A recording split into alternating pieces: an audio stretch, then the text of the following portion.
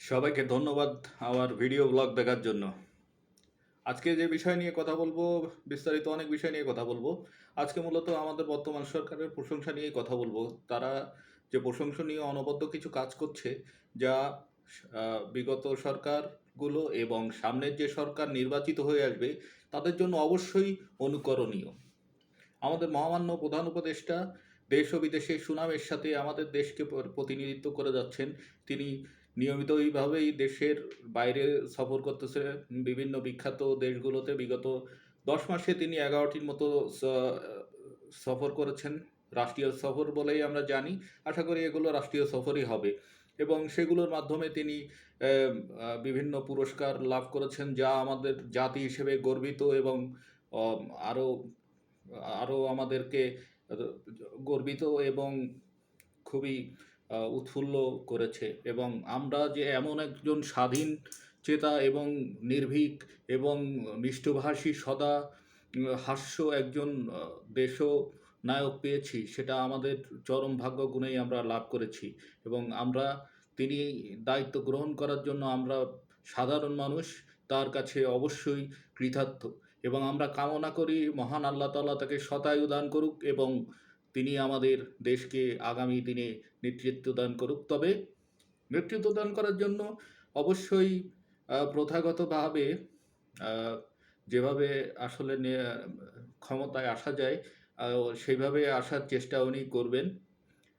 কারণ তাতে যাতে পোড়ামুখরও মুখো যারা আছে তারা বলতে পারে না, যাতে না বলতে পারে আমাদের প্রধান উপদেষ্টা বা ভবিষ্যতে যদি প্রধানমন্ত্রী হন বা প্রেসিডেন্ট হন, তিনি নির্বাচিত নন।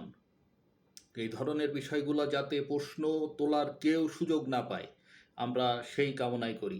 আর আমাদের দেশ আরও একটা সুসংবাদ যেটা আছে, যে আমাদের যে শুল্ক নিয়ে, যে মার্কিন শুল্ক আরোপের ফলে যে ধরনের সমস্যা হওয়ার কথা, সেগুলো হবে না বলেই আমরা আশা করছি। কারণ আমাদের মহামান্য বাণিজ্য উপদেষ্টা অলরেডি সংবাদ সম্মেলনে জানিয়েছেন, কিছু বিষয় আমাদের সাথে মার্কিন যুক্তরাষ্ট্রের দ্বিপক্ষীয় চুক্তি হবে, যার ফলশ্রুতিতে আমাদের উপর যে প্রদান করা রেসিপ্রোকাল 35%, অর্থাৎ 35% যে শুল্ক আরোপ করা হয়েছে, তা কমিয়ে আনা হবে অন্তত 20%-র কাছাকাছি বা তারও নিম্নে। যেটা ভিয়েতনাম ধারণা করা হচ্ছে ভারতের উপরও এ ধরনেরই শুল্ক থাকবে। আমাদের প্রতিদ্বন্দ্বী পোশাক রপ্তানিতে আমেরিকায় প্রতিদ্বন্দ্বী এই দেশগুলাই। তবে যে চুক্তিগুলো হবে আমেরিকার সাথে, সেগুলো জানার অধিকার আমাদের সাধারণ মানুষের নাই। হয়তোবা চুক্তিগুলো এরকমই হয়ে থাকে। আগেও বিভিন্ন চুক্তি হয়েছে। আমরা বলি ভারতের আধিপত্যবাদের কাছে আমরা বারে বারে পরাজিত হয়েছি।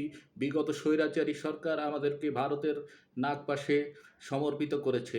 এখন আমরা আস্তে আস্তে আরও উন্নত দেশে পরিণত হচ্ছি এবং আরও পৃথিবীর সবচেয়ে ক্ষমতাবান মহারাষ্ট্র যুক্তরাষ্ট্রের সাথে এরকম আমরা চুক্তিতে আবদ্ধ হচ্ছি। এটা নিশ্চয়ই আমাদের জন্য গর্বের এবং আনন্দের বিষয়। এবং আমরা সাধারণ মানুষ হিসেবে এগুলো আসলে আমাদের জানার দরকার নাই। এগুলো কী হবে? আমাদের দরকার আমাদের শুল্ক ঠিকমতো আমাদের কম আসলেই হলো। ব্যবসায়ীরা যাতে সেদেশে এটা ঠিকমতো রপ্তানি করতে পারে। আমাদের দেশের রপ্তানি দিনকে দিন ডে বাই ডে এগিয়ে যেতে থাকে এবং আমাদের যে ফরেন কারেন্সি রিজার্ভ আছে, তা সমুন্নত থাকে এবং আমরা সেই রপ্তানির টাকা দিয়ে আমাদের প্রয়োজনীয় আমদানি পণ্যগুলো কিনতে পারি। আর সাধারণ মানুষের সব কিছু জানতে হয় না। সাধারণ মানুষের সব কিছু জানার প্রয়োজনও নাই। তারা সাধারণ, তাদেরকে সাধারণই থাকতে হবে। আর যারা অসাধারণ, তারা অসাধারণ কাজই করবেন এবং তারা অসাধারণ সুযোগ সুবিধাও ভোগ করবেন। আর আমাদের দেশে যাদেরকে অসাধারণ সুযোগ সুবিধা দেয়া হবে এবং তাদেরকে দেয়ার জন্য আমাদের সরকার, আমাদের প্রশাসন, আমাদের ভাশুর, মানে যে ভাশুর যাদের নাম উচ্চারণ করা যায় না, তার নাম আমরা উচ্চারণ করব না। তারা আমাদেরকে আমা সেই সমস্ত অসাধারণ মানুষদেরই সুন্দর সেবা প্রদান করবে।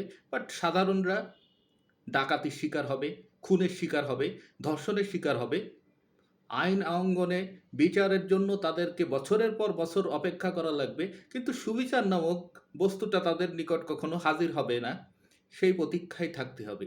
বাট যারা বিশেষ যাদেরকে নেক নজর থাকবে বিশেষ দিকটা, যাদেরকে আপনার সেই ভাসুর তুল্য যার নাম উচ্চারণ করা যায় না, যে প্রতিষ্ঠান বা যে গোষ্ঠীর বা যাদের, তারা তাদের পুত্রতুল্য সন্তানদের জন্য বিশেষ হেলিকপ্টার, বিশেষ যুদ্ধবিমান, বিশেষ আপনার ফ্রিগেট, বিশেষ সব কিছু নিয়ে আসবে। আর আমাদের জন্য রয়েছে রিক্সা, তারপরে অটো রিক্সা, বাংলার টেসলা। আর আমরা তো সাধারণ, কিছু না থাকুক, আল্লাহ দুইটা পা দিছে, দুইটা পাই থাকবে ইনশাল্লাহ। সুতরাং আমাদের দেশের মানুষের সুচিন্তিত চিন্তা ভাবনা সীমাবদ্ধ রাখাটাই উচিত। আর যারা অসাধারণ চিন্তাবিদ, তাদের চিন্তা আমাদের সোশ্যাল মিডিয়ায়, ফেসবুকে বা অন্যান্য জায়গায় যেগুলো লেখা যায়, আমি বলছি এরকম, আমরা এখানে তর্ক করব, বিতর্ক করব, আলাপ করব, আলোচনা করব, একে অপরের মাথা ফাটাবো, কোনো সমস্যা নেই। সরকার সরকারের কাজই করবে এবং সফলতার দ্বার প্রান্তে আমার এই মহান মাতৃভূমিকে সামনের দিনে এগিয়ে নিয়ে যাবে। সবাইকে ধন্যবাদ।